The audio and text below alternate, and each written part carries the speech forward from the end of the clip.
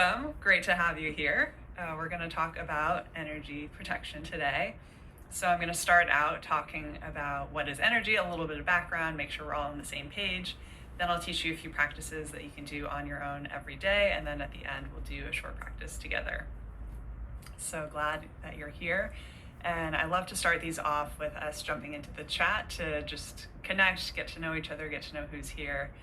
And so the question I have for today, which if you signed up early, you might have seen in the description that I kind of named these different identities people have, empath, creative, intuitive, maybe people pleaser. And so I would love to know if one of those, which one maybe is most descriptive of you. And it's fine if maybe I didn't list one, but maybe there's another word like that. Highly sensitive is another one people use a lot. But yeah, so we'd just love to know kind of which of those words maybe appeal to you. And we'll see, we'll just get a sense of who's here. So I think that they're all related. And that's part of kind of the concept of this session.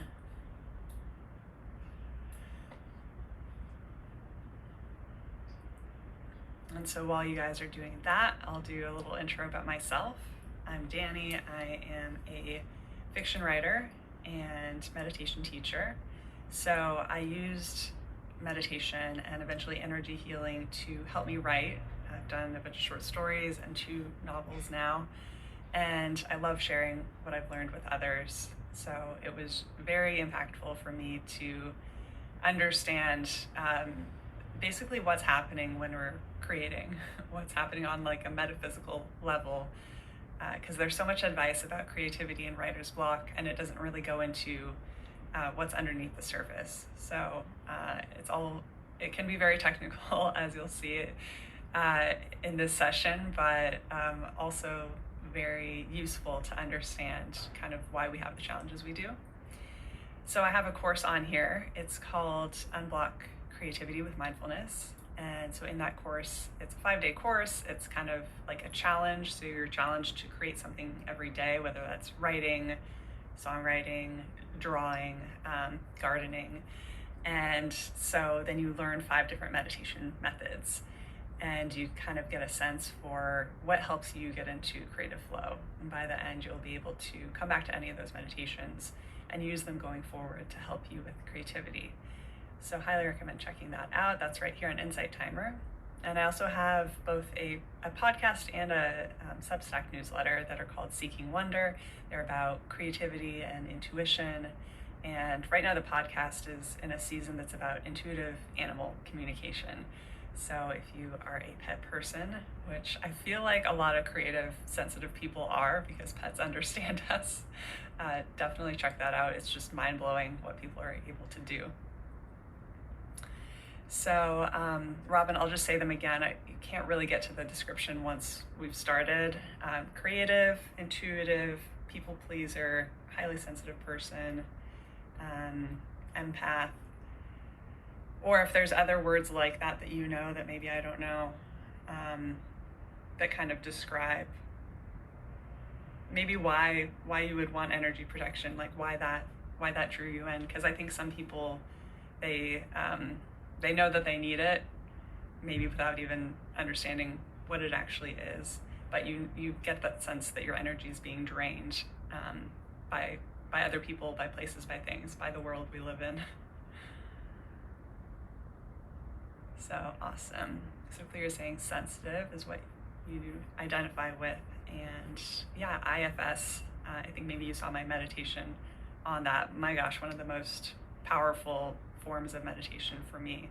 So I do those meditations all the time and it's super helpful. And Layla, it changes what you'd identify with at a particular time. Awesome, glad the course sounds good. And Jackie, people pleaser, intuitive, sensitive, and pet person. Awesome. Yeah, and I'm curious if you're creative, if you're an artist in some way, because this is my point of view, but I feel like when we are intuitive and sensitive, it's more information is coming through. and generally, there's some kind of outlet. But when we're having to deal with everyone else's needs first, it's a little harder to find what that is. So sometimes we might not know what it is or not be like active in it, but the more that we can protect our energy, the more that we find that there is something that's wanting to come through us. And Paul, sensitive creator, tapping into inner child to relearn or unearth intuitive self. Yeah, it's definitely like we're all born intuitive, and as children we are often more connected with it, but yeah, it's definitely more of an unearthing process. Like you said, there's an amazing book called Breaking the Habit of Being Yourself, by Joe Dispenza, if anyone follows him. His concept and everything, it's really great. I love the title, but it's also kind of the opposite of that, like what we're doing when we do spiritual work, energy work, or even creativity. That itself is kind of an energetic work. We're actually finding our true self. So we're not breaking the habit of being ourselves, we're like finding the true self. Yeah, Robin, creative but limited by health. Totally. Yeah, absolutely. Yeah, thanks for sharing that. And Jackie, people say I'm creative, but you don't think you really are? Yeah, so there you go. Yeah. The thing is too, is that whatever we're the most talented at, we're the most critical of ourselves on. Like I mentioned that I'm a writer, and so it can be hard to sit down and write like a paragraph, because like because I'm talented at it, I know what it can sound like. So it's the first draft is like, this is so terrible, and like, why would I waste my time doing this? But so it's kind of like it can be kind of difficult. I feel like I'm losing like the analogy for that, but part of what makes you really good at it also makes you extra critical of yourself. Okay, so thank you all for sharing in the comments. So we're gonna get into talking about what energy is, and then at the end, towards the end, then I'll share some practices if you missed that part at the beginning. So we'll talk about energy, then we'll do some like very practical practices that you can do every day on your own, and then we'll do a short practice of meditation together. Okay, so understanding what energy is that I describe it's sort of like nonverbal communication. If you've ever heard those things where people are like, what is it, 70% of conversation? It's either 70 or 90. It's, most of communication is nonverbal. So verbal is like the words that we're saying, but there's also like the tone of voice, there's the gestures, and so there's all these other ways that, if you think of someone who says one thing and you're like, well, I know they didn't mean that, they actually meant the opposite of that. How you're picking that up, it's like through those nonverbals. But my theory, now that I've studied so much about energy healing, is that it's even, I would say, of nonverbal communication, like 90% of that is actually energetic. So it's not something you see, and it's not something that we can measure in a lab, at least not the labs that we have available to us. But there's definitely information there that we're able to read, and we often just call it intuition, and it's kind of mysterious, so we don't talk about it a lot. We don't really know what to do with it often, because if someone says something to you, they don't mean it, and you know that, but how can you respond to that, because that's not what they said. So it's sort of like, well, what do I even do with this information?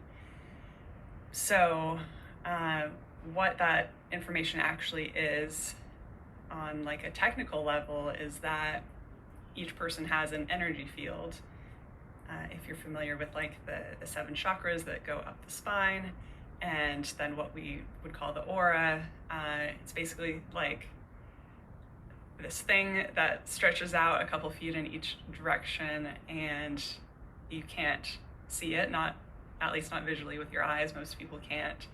And it's made of light. So if you think of how radio waves are actually light waves, but they're not on the visible spectrum for humans, but radio waves have information that can travel from one place to the next, and you have like a sender and a receiver of these radio waves that can read it and then translate it. So we're essentially all radio towers and we've got this information surrounding us, but we can also like send and receive the information from other people. But it's not just like the energy isn't just in people or living things. It's also like a tree could have energy. A room could have energy. If you've ever walked into maybe like a store and just felt like it felt really sad in there, or walk into like a comedy show and everyone's really happy, or a concert, and even though everything's going wrong in your life, you suddenly feel better because there's like this high energy in the room. So it's not just like humans, it's not just living things that have energy. It's basically on like the atomic level of everything. There's energy waves that contain all kinds of information that we can read. So often what's happening when you're reading another person's information is that you're sort of clocking them. So if you think of how a car on the highway, if you want to know how fast the car in front of you is going, you match their speed. And then once you're like matching their speed, then you look at the odometer and you're like, oh, this is how fast they're going. So this is like a survival skill. When we talk to someone or interact with someone, our energy is reading their energy, matching it to understand. And that's kind of what empathy is too. So if someone's sad, you're kind of wanting to understand how they're feeling, so your energy is matching their energy, and you might even feel sensations in your body of like, a heaviness in the heart, or you might get chills when someone tells you something really exciting. So these are the different ways that we are exchanging energy all through the day. And for those of us that are more sensitive, more intuitive, we're taking in a lot more. So when I started writing and then started meditating to help me write, I lived in Brooklyn, New York, which I love. There's so many writers in New York, it's a great place to be. But it actually got harder for me to live in a city, especially a crowded area of a city, because my intuition was turning up because I was exercising it more. And so noises really started to bother me. I started to get really picky about what kind of music I listened to. If like I listened to music or watched TV show that had a certain emotion, or maybe was like especially graphic, like it would just change my whole mood, and I would be stuck in that mood for half the day. So I had to get a lot more picky about what I was taking in, because it's like not the volume turned up, but it's like the opposite of that. Like the receiver is turned up to be much more sensitive, to take more in. So you're exchanging that energy, or you're picking up that energy from people that you talk to who you're close with, but also sometimes just people you're passing on the street. So that can get difficult. But if you go into nature, it's kind of like, someone told me recently that trees soak up negative energy. So it's like just by you physically being near the trees, they're like pulling that energy out and clearing it. So that's why, we all hear this, like, oh, if you're stressed, like you need to get out in nature, but this is what's going on metaphysically.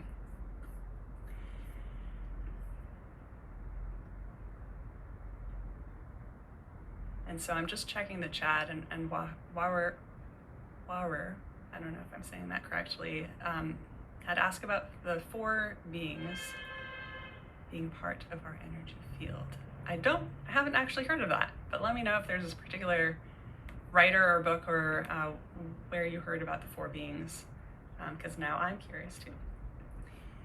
Okay, so that's a bit about what energy is and why it affects us, especially as intuitive and creative people. So why we want to do energy protection. So because we're intuitive, we're able to sense what others want or expect. And, this definitely, one example to illustrate this, I think for me it comes out most noticeably with my mom. A lot of us have a more tight relationship with our primary caregivers, and as children, we sort of have the survival instinct of like, keep mom happy because that's how I stay safe. So it's like totally understandable and normal that, you know, we want to be able to sense what our mom needs. And like moms also have like a very keen sense of what their kids need because they're also tuned into that. But I would notice that if my mom came to tell me something and she thought that I was going to be upset, she said it in a particular tone, but you know, that's what she's thinking is like, Danny's gonna be upset. And so I would know in my head, like, I don't actually care about this, but I would feel physically that I was starting to get upset. And I would just, I mean, it was just like in the moment, like, how can I break out of this like weird like emotion that feels like it's like hooked on to me, because it doesn't even make sense. I don't think it's like my own reaction. So that was something I had to talk to her about, is how much like that expectation was playing out for me. But ultimately I also had to take responsibility for my own response and my own feeling. And so that's why I'm going to talk through some of these practices that we can do, because you can definitely, it takes practice to learn how to do it in the moment, but especially if you have kind of a difficult interaction, you can always practice outside of it and then get better and better at it. This idea of regulating those emotions in the moment. So we also can pick up emotions from songs or from movies. If we're listening to something a lot, we can start to feel, you know, you're reading a book, you feel the way the character in the book felt, which, you know, makes like the reading experience really come to life. But sometimes it feels like it's still sitting on you in a way. It's like hooked onto you. And once you shut the book and you go back to your regular day, you want to be able to let that go and come back to your own experience. Sometimes we have to encounter people who are upset. Maybe we work in customer service or something like that, or even just being in crowded areas. We can start to feel those feelings and just want to be able to return back to that center of ourself and really be able to choose the experience that we want to have and the emotional experience that we want to have. Another way to think about this is the analogy, if you think about yourself waking up every day with 100% of your own energy, and if you are intuitive and sensitive, then you're able to really feel what other people are feeling, whether they're, you know, your friends or just people in your workplace or people in your community. And so you might be thinking about a conversation with a friend a week ago, a friend who's going through a hard time. Maybe they're going through a breakup, where you're thinking about, I have to do this project at work that launches next week, and so I'm thinking about how that's going to go. And then, you know, my sister lives like 3 states away and she's dealing with this other thing. And so you are thinking about the past, the future, you're thinking about these other places physically. And you can imagine yourself, so we've got like past, future, and then like these other physical places. So like if your energy is right here in like a ball, it's like you're like pouring energy into these other timelines and like pouring energy into these other places. And so you have less energy to work with. And so that gives you the feeling of being drained. Often, you know, you get the bare minimum done. You cook your food, you do your work, and then it's like, I need to sit on the couch, I need to like watch TV for 5 hours, like, or I'm constantly listening to meditations and just trying to, you know, manage, and this energy is just all kind of almost like spewed out everywhere. And it's hard to stop living like that, because you feel like you're a good person by caring, and you are very much, but you're not helping by thinking about these other things. You will be able to support those people more if you're able to hold the energy in, and then when you do have a conversation with that person, or you do the thing at work that you're able to be fully present. So if you found this section, especially about that drained energy, interesting, it is really well described in the Joe Dispenza book, Becoming Supernatural. So definitely check that out if you want to learn more about that. So awesome, Paul. Just jumping in the chat again. So nature is taking our negative energy like manure or fertilizer. Yeah, so it turns it into something positive. Because energy ultimately is neutral, so we can take what feels like negative energy to us, and it can be turned into something that is positive. So thank you, nature, for being like a magician, basically. And so Kim is offering, I ask myself, is this mine? And that helps me to identify anything I've picked up from someone around me or something I've heard. Yeah, that's great, because yeah, forcing the question, and is this mine? And also, do I want to feel this emotion right now? I think because sometimes it can be so confusing about what's ours and what's not, and we always have that choice to change. And for someone who gets trapped in anxious thoughts or feels like they're kind of spiraling, another hack is to, if you need to change your emotional state, physically move your body. So, and we're going to talk about this in these practices, but like getting up and walking across the room, or if it's like something big, I go and like jump in the ocean, but take a bath. Yeah, that can help too. And so it's sacral knowledge, as our ancestors were talking about. They were present in old Egypt after death court and found its way into the Bible, Revelation of John. These structures enable us to navigate higher dimensions. Oh my gosh, this is so cool. 4 beings. Yeah, I actually, I grew up evangelical Christian, so I used to be pretty obsessed with the book of Revelation, and it's like such a controversial topic, and that's fascinating that, I mean, a lot of what's in that book doesn't make a lot of sense, but would definitely be interested to learn more about it. It sounds like there's some good context coming from Egypt, so thank you for sharing that. Okay, so now I want to move on to the general advice that we get as sensitive people, as empaths. Most often people will say that you need to get better at saying no.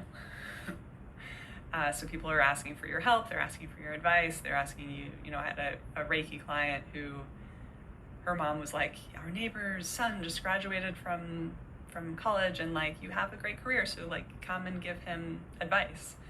And it was like not related to the work that she really did, so she had to say no. And I think the irony about it is like, when she identified more as like a people pleaser, like if her mom is like asking her to do something to help another person, like she would have just gone ahead and done it, even though she maybe like ultimately didn't really want to. And it actually might have been worse for him to get advice from someone whose like experience doesn't really match up with what he's doing. So it's just, I feel like that was such a good illustration of how, as hard as it can be very hard for us to say no when it like someone's asking us to help someone. So that can be hard, but we have to remember that if it doesn't feel like a fit internally, that it's probably not actually a fit for the person, like that's mirroring back. So saying, when you are sensitive, saying no is hard because sometimes people don't respond in the nicest way. And setting boundaries is also hard because I feel like my mind just goes into logic where I'm like, well, I have time on that day.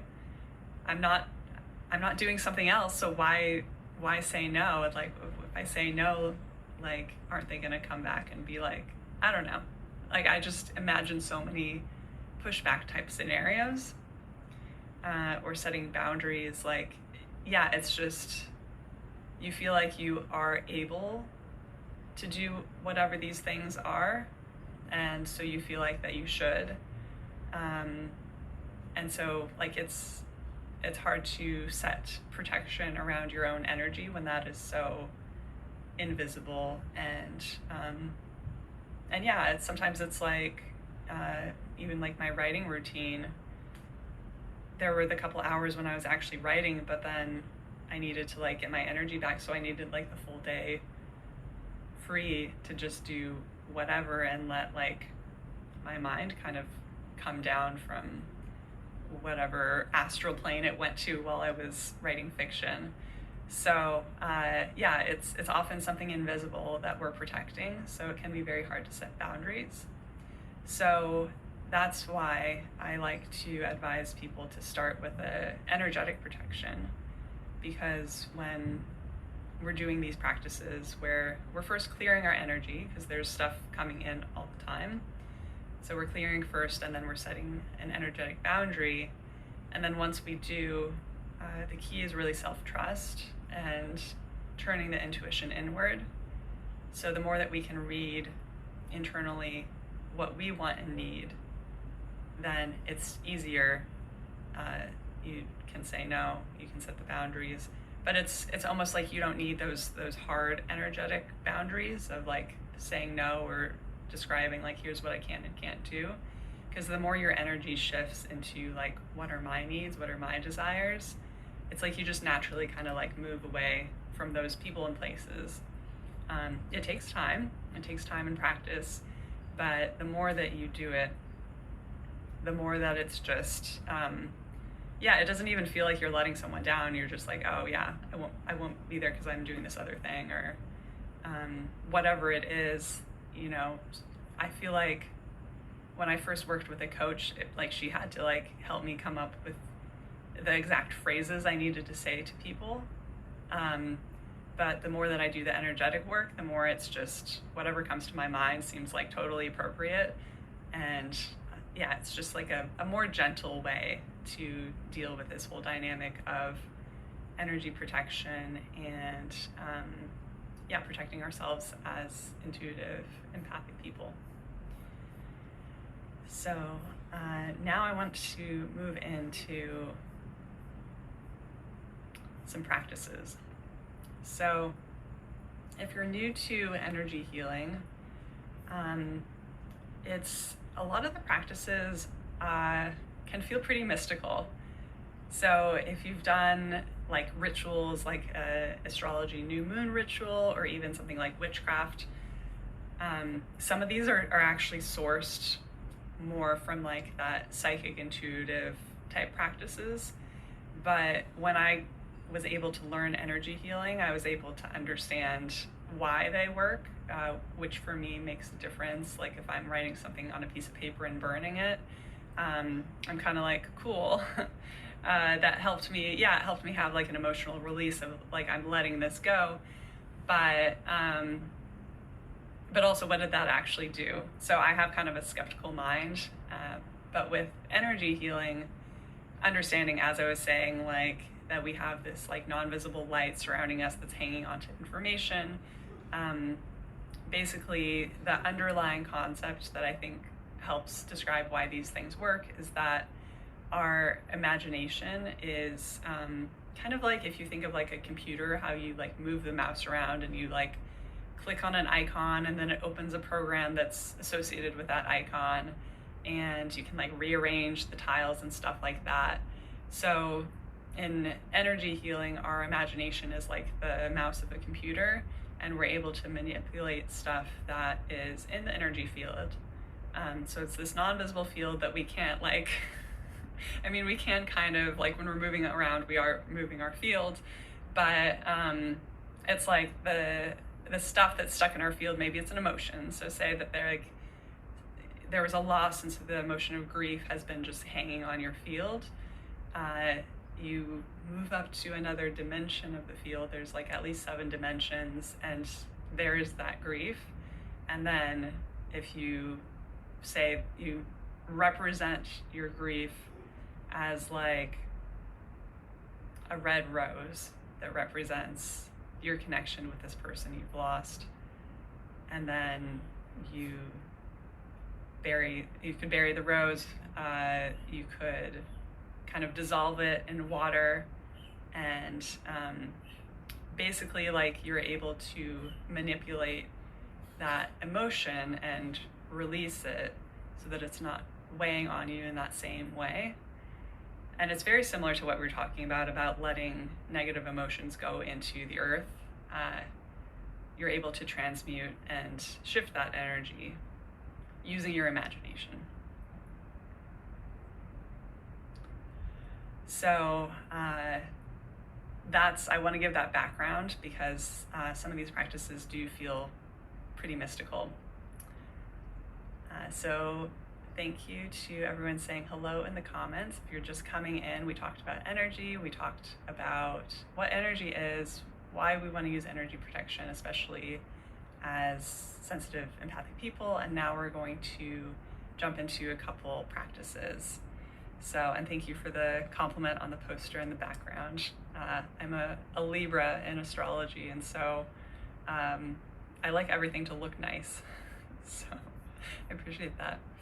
Okay, so we're gonna start out with practices that are for clearing energy. The first one is releasing smoke through your feet. It can actually be any color you want. So a lot of times people use like a dark color of smoke, but it could easily be like a white smoke, or it could be some other color. But we just want to have the sense of releasing anything negative. So especially if you've been somewhere where you don't really know what kind of energy you've picked up, but you just feel like it's weighing you down, or you're feeling like in a slump.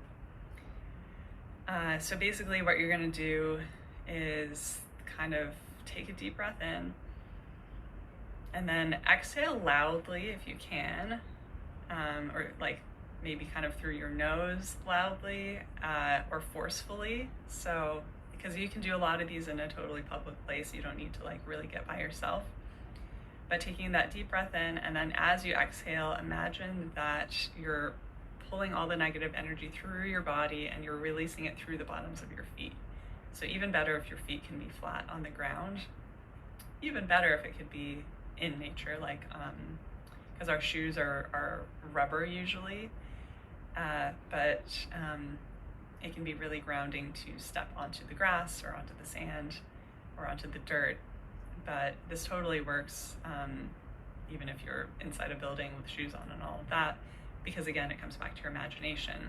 So taking a deep breath in, and then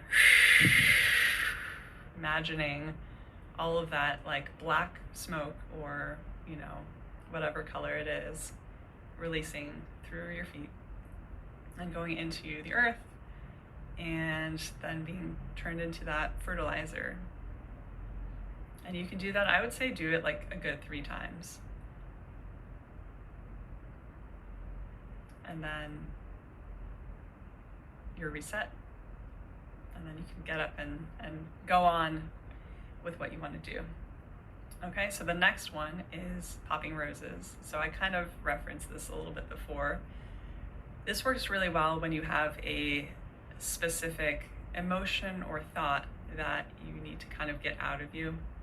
So for a long time, I dealt with worrying about money.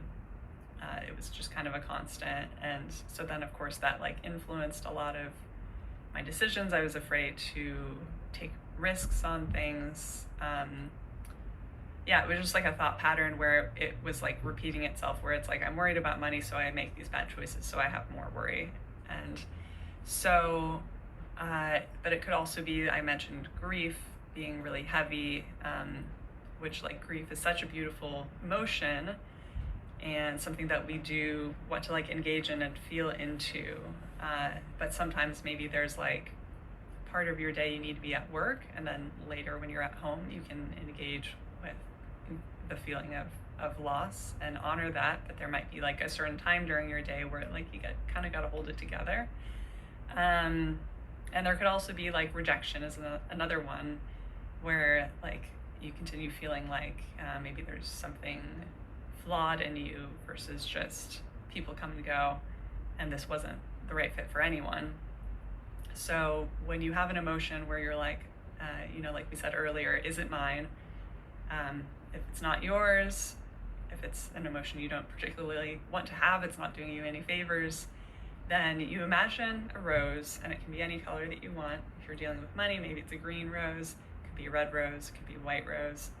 Whatever comes to mind is a good one to just imagine it kind of in front of your face, and then pour the emotion into it. So be like, I'm pouring all of my worry into this rose, all of my worry into this rose. And you might even visualize like a stream of like water vapor or something pouring into the rose. And then imagine it being, it's kind of like it's a rose, but it's also a bubble. And so you kind of like pop it and it's like, psh, and it's just, if you know how like when you used to play with bubbles as a kid, you pop it and then it's just basically gone. So, and then you can do that as many times as you need. So if it's something that's very heavy, maybe you do it 5 times in a row. Maybe you do it like 50 times in a row throughout the day, just whenever you notice one of those thoughts coming up, one of those emotions. I also do this one to help me fall asleep at night. So I'll basically be like, anything that's keeping me awake, like the caffeine from the coffee I had in the afternoon, anything that's keeping me awake, I pour into like this like pink rose and then pop it and then continue doing that over and over again. That's actually been amazing for me in helping sleep. So a lot of flexibility there. And then the other one that I'll say is to like brush off your body. This is a good one if you work around a lot of people, especially if you work in kind of a service-oriented role.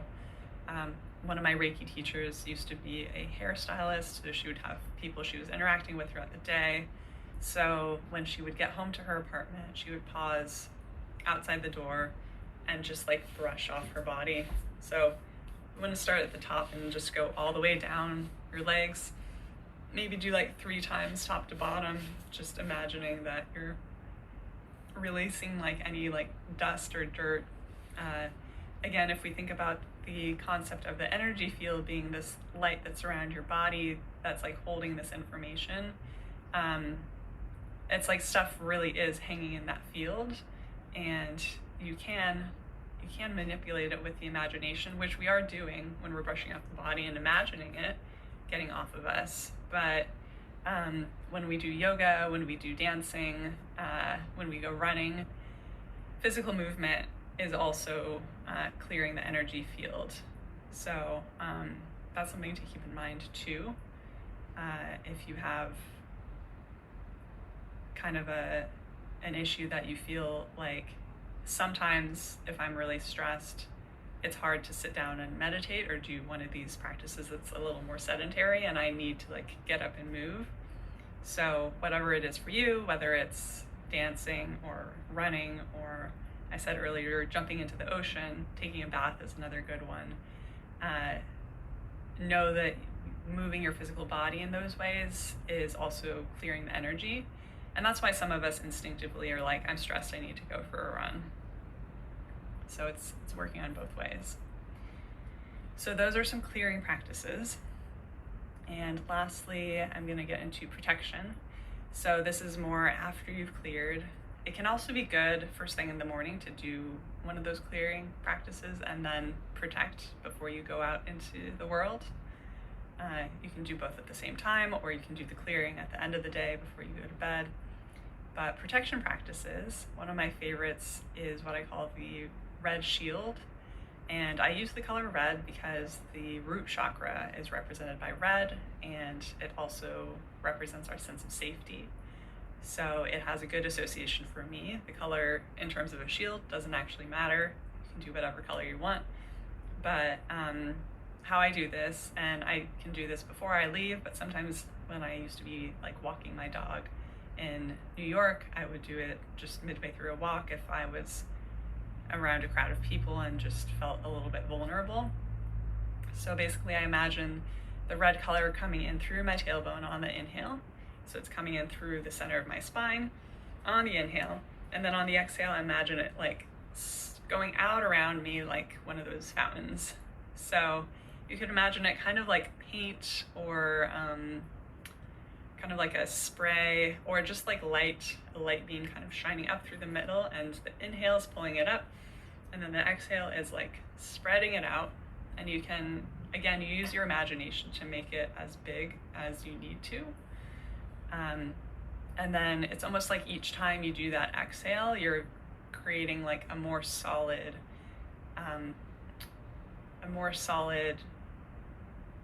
wall, a more solid shield.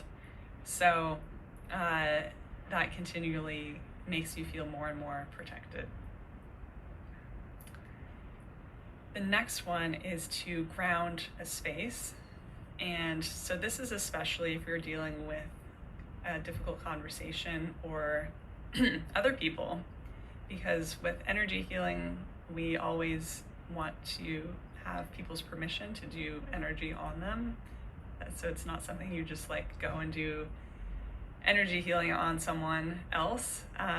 You can always do it on yourself, but if we're dealing with other people, what we can do is we can ground the space, because especially when someone's intuitive or empathic, a lot of times it's like, again, energy is always communicating with other energy. Someone who is like kind of a crisis or in victim mode type person will be able to sense, they might not know why, but they are able to sense like who the intuitive, sensitive person is, and try to like get that care from that person, because they kind of sense that person has that capability. So we want to, shield that so that we're not like attracting that kind of an interaction, but also by grounding the room, it's providing kind of a structure for everyone else, and providing, as you're going to see when I describe this, providing a place for that kind of extra energy to go. So the way it's going to work is it's like you're grabbing a rope from the four corners of the top of the room, and then you're grabbing a rope from the four corners at the bottom of the room, and you're bringing, so then we've got 8 connected to like all the corners in the room, and then bringing them together at the middle of the room. So you kind of feel like you're like stretching them tight, and then you're creating like a little funnel or vortex. So however you picture it, for me, I kind of picture it like the water going down in the shower, in the bathtub, where it's kind of spinning around and like draining down. And so any like excess energy in the room gets pulled into this, and it's getting pulled down and going to the center of the earth. So again, we're doing that thing, we're recycling energy. And so rather than that energy kind of attaching onto you, it's like going down this drain. So that's a great thing to do when you walk into a room. You can actually do it ahead of time if you have a conversation with your boss and it's going to be in a certain meeting room. If you are going to visit your parents, and that often brings conflict, you can do it, when you get there into the space. You can also do it ahead of time, just imagining that room and then grounding it. Definitely do it in your bedroom. It's good to, whatever energy has been going on there for the past little while, you can clear out that energy in that space.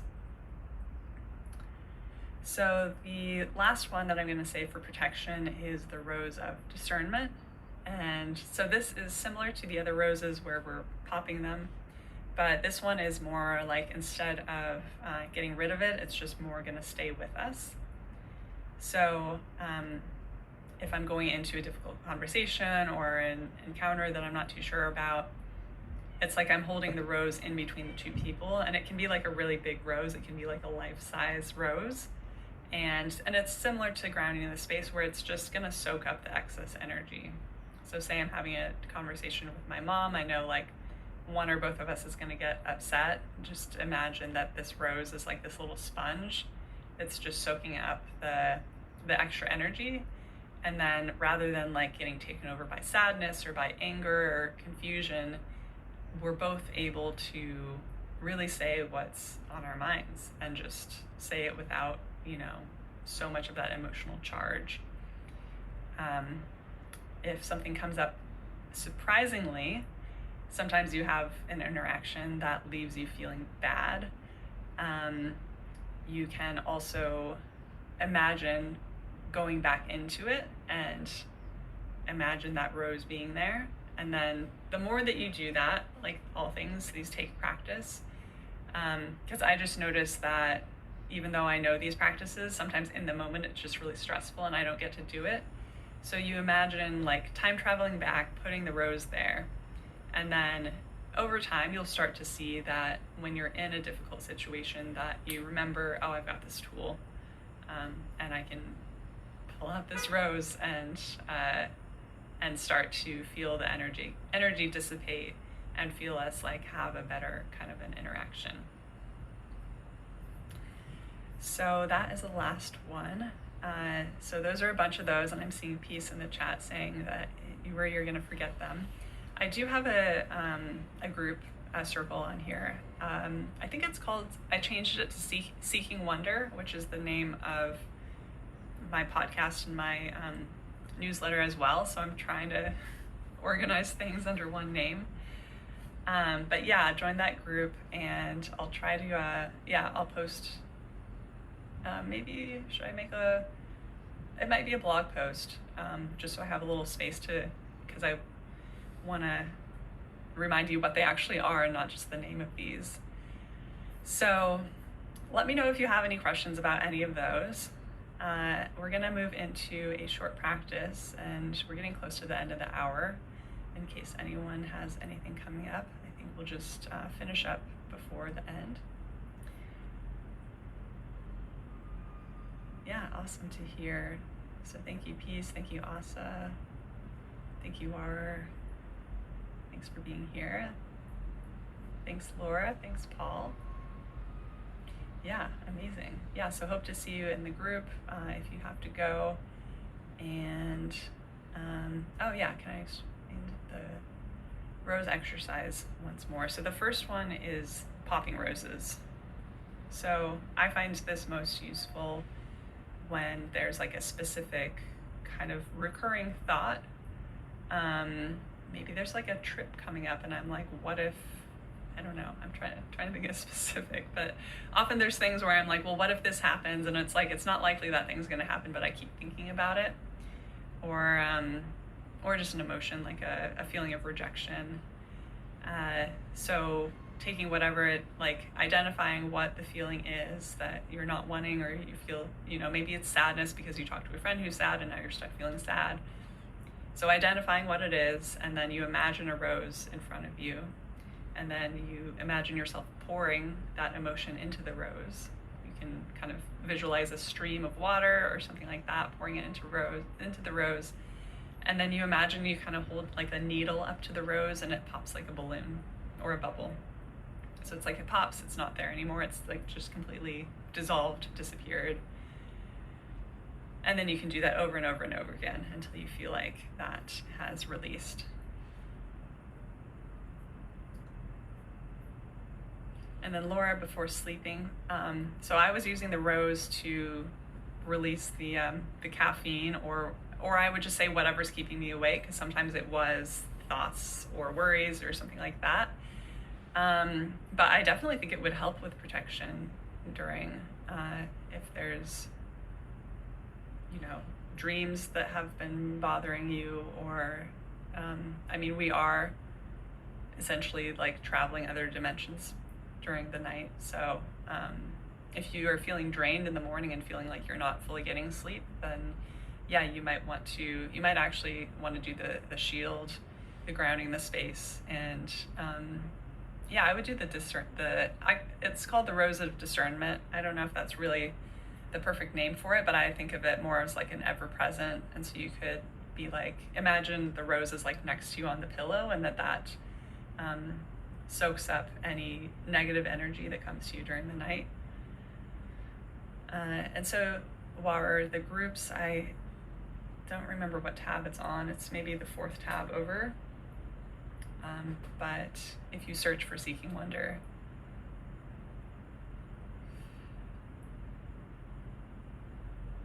Yeah, and then the second rose exercise is rose of discernment. And it's more that you just, rather than pouring the stuff into the rose and then popping it, it's more that the rose is just there and it's just soaking up the extra negative energy, or it could be a particular thing like that. Yeah, awesome. Awesome. And then Hannah, welcome. So for feeling stress, that basically would work for any of the stuff I shared. So go ahead and join the group, and you can maybe read about the parts that you missed.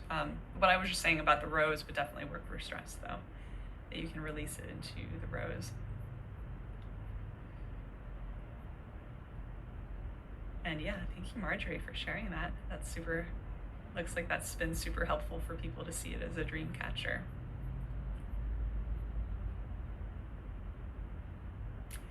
Yeah, and Tomas, it could be a tree instead of a rose. Yeah, the concept comes from like psychic training, actually. Roses are used because it's seen as like the most beautiful flower, but definitely could use other kinds of nature, especially because trees are incredibly powerful too, as soaking up negative energy. Okay, and so Peace is saying is the one to focus when you're in freeze mode. Get activated, need to do job search. Yeah, that's definitely nervous system regulation. And let me think about this, because I think I feel like part of it is understanding what's putting you in the freeze mode, because that's the part like that you want to pour into the rose or go back to the smoke out of the feet to release.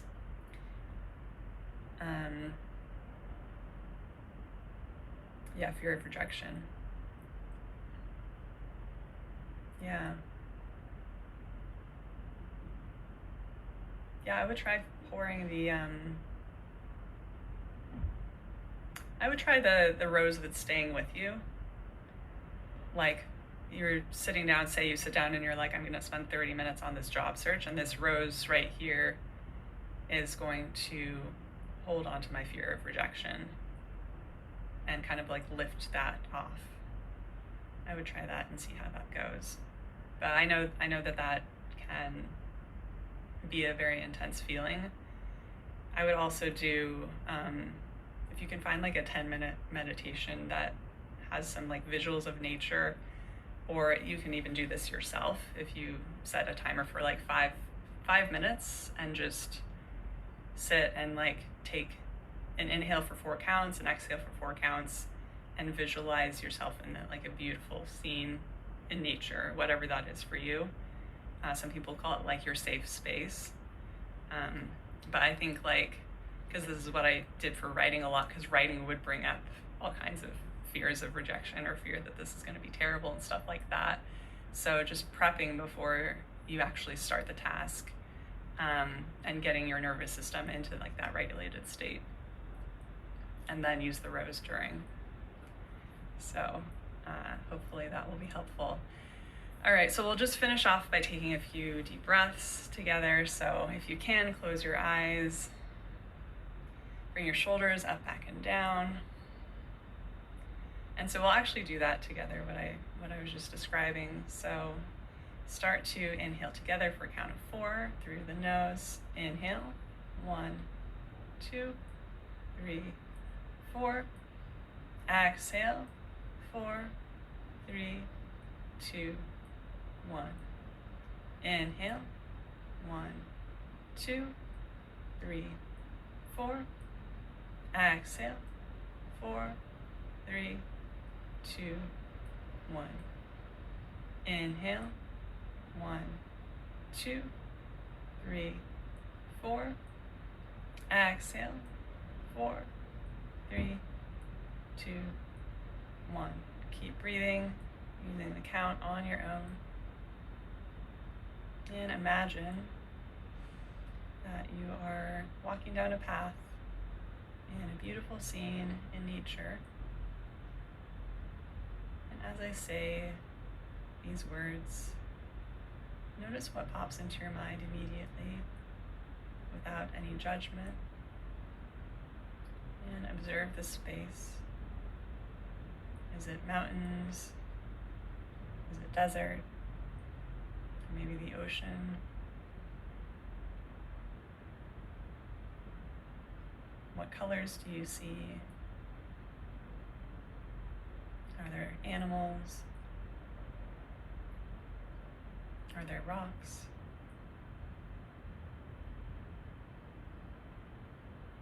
And then notice the texture. If there's soft grass beneath your feet, if there's cool water, maybe that you're floating in.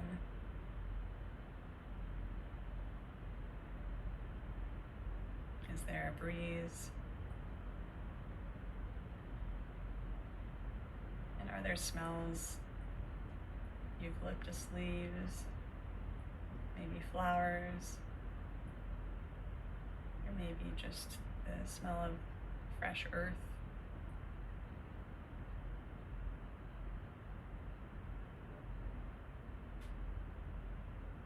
And as you imagine the scene, continue breathing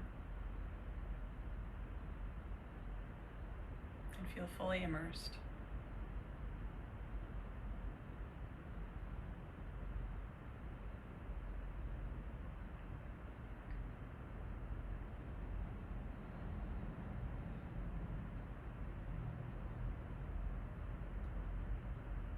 And from the state of peace, as you inhale, start to imagine maybe a red, maybe a gold color coming up through your spine. As you exhale, imagine it pouring out through the top of your head and creating a shield that protects this inner peace. Do that 2 more times. Inhale, bringing the color up your spine. And exhale, pouring it out around you. Sort of painting a wall. 1 more inhale, bringing it up your spine. And then exhale, creating more solid surface that energetically protects you from anyone you interact with throughout the day.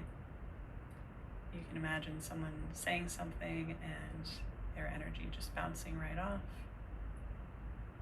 And the only energy that comes through is whatever is supportive for you.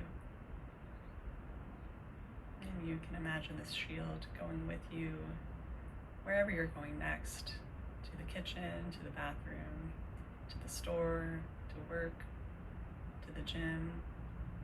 And just see this little bubble of a shield around you going everywhere with you. Walking by people on the street, their energy bouncing right off. Someone giving you a compliment and feeling the genuineness of that compliment is able to come through, and you're able to feel it. So the shield is protecting you from anything that you don't want, but it's able to filter in the things that you do want. And taking another deep breath in. And on the exhale, blink your eyes open.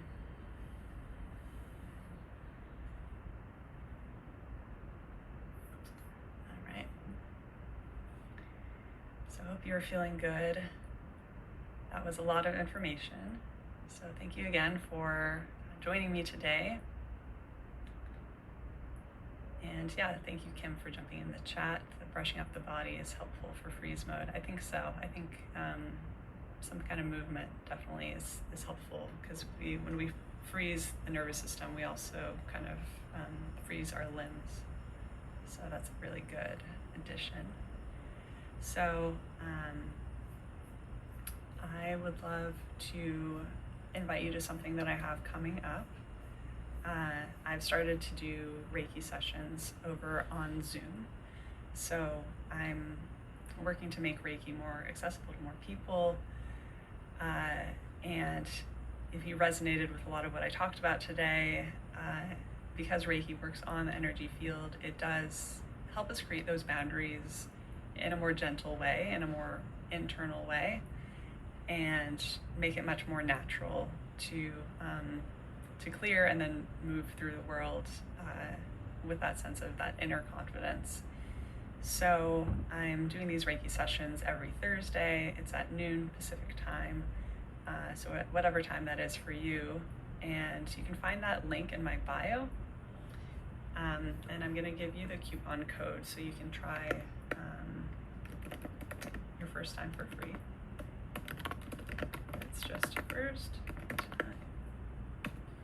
So if you come to that, you get to interact in a more direct way because we're on Zoom. You don't have to be on camera. We're meditating for most of the time. It starts out with kind of like I did today, like a much short, like a 5-minute talk about like something about energy, and then and then we do like a 45-minute meditation. That's with Reiki, and then at the end we do a little roundup. So I also love to have people try who've never tried Reiki before. It can be pretty magical and especially powerful for people who are needing to protect their energy. So would love to see you there. After we get off, if you just click right on my face, go over to my bio. It's going to be one of the links. It's, I think, do Reiki with me on Thursdays.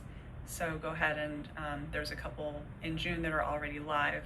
So see if one works for you, and then just go ahead and register before you forget, and then it'll send you reminders and stuff like that. So wanted to offer that to you guys.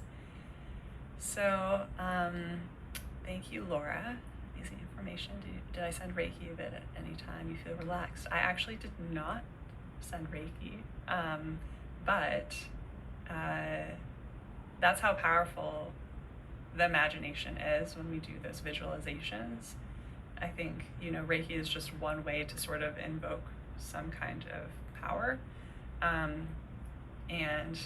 But I like to teach people other ways to manage their own energy. Like, I mean, anyone can train in Reiki and use that, but there's just using our own imagination can actually do a lot of the same things. So I think you can, we're always, even on this live, we're connecting energetically. So we're always channeling our own energy to each other. But yeah, just the visualization I think can be really powerful. So thank you, peace. Grateful for the session, helpful and encouraging. A low point, being laid off from your teaching job. Yeah.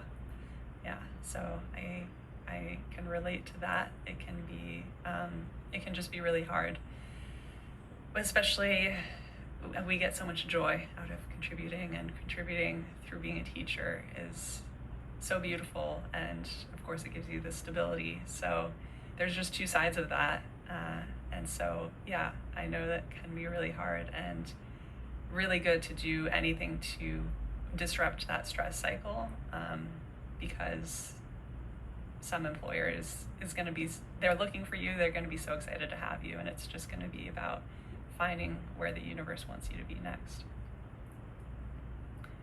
So yeah, thank you, Phil. Thank you, Peace.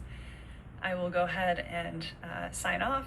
So hope to see you in that Reiki session next week. And Tomas, the fiction I write is very mystical. I use concepts I've learned from energy healing to write sci-fi. So it's like very entertaining, but a lot of it's based on stuff that's real.